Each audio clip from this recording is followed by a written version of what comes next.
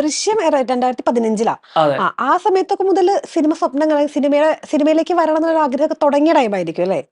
2015 ഏകദേശം ആ സമയത്തൊക്കെയാണ് സ്റ്റാർട്ടിങ് ഇതുപോലെ. അപ്പോ അപ്പളും നമ്മൾ പക്ഷെ ഒട്ടും പ്രതീക്ഷിച്ചിട്ടില്ല ഇതുപോലെ ഇതിന്റെ ഈ ഫ്രാഞ്ചൈസിയുടെ ഒക്കെ ഭാഗമാവുമെന്നോ അങ്ങനെ നമ്മൾ ഒട്ടും പ്രതീക്ഷിച്ചിട്ടില്ല. അപ്പൊ ജിത്തു സാറെ പോലെ ഇത്രയും വലിയൊരു ഡയറക്ടറുടെ അതും ദൃശ്യത്തിന്റെ പോലെ ഇത്ര വലിയൊരു ഫ്രാഞ്ചൈസി ലാലേട്ടന്റെ കൂടെ എന്നൊക്കെ പറയുമ്പോൾ അത് ഭയങ്കര സന്തോഷമുള്ള കാര്യമാണ്. എന്താ പറയാ, എനിക്ക് തോന്നുന്നു എന്നെ പോലെ തന്നെ എന്റെ ഫ്രണ്ട്സും ഫാമിലിയും ഒക്കെ ഇതിൽ ഭയങ്കര ഹാപ്പിയാണ്. അപ്പൊ അത് വെയിറ്റ് ചെയ്തിരിക്കുകയാണ്. അതെ. സ്ക്രിപ്റ്റ് എപ്പോഴും സസ്പെൻസ് ആണോ? സ്ക്രിപ്റ്റ് ഫുൾ അറിയാവോ അല്ലെങ്കിൽ നമ്മുടെ പോഷൻ മാത്രമാണോ പറഞ്ഞത്? എങ്ങനെയായിരുന്നു? എനിക്ക് നമ്മുടെ ക്വസ്റ്റ്യൻ മാത്രമേ അറിയൂ. മാത്രമേ പറഞ്ഞുള്ളൂ. ഓക്കെ. എനിക്ക് തോന്നുന്നു ഇതിനു മുമ്പ് റിയാസ് നിർമ്മല ആ, ആ, ആ. അദ്ദേഹം ഉണ്ട് ഈ സിനിമയിൽ. അപ്പൊ ഉം. ഞങ്ങളുടെ ഇന്റർവ്യൂ എടുത്തപ്പോൾ അദ്ദേഹം പറഞ്ഞായിരുന്നു, ഞങ്ങൾക്ക് ആ പോഷൻ മാത്രമേ അറിയുള്ളൂ.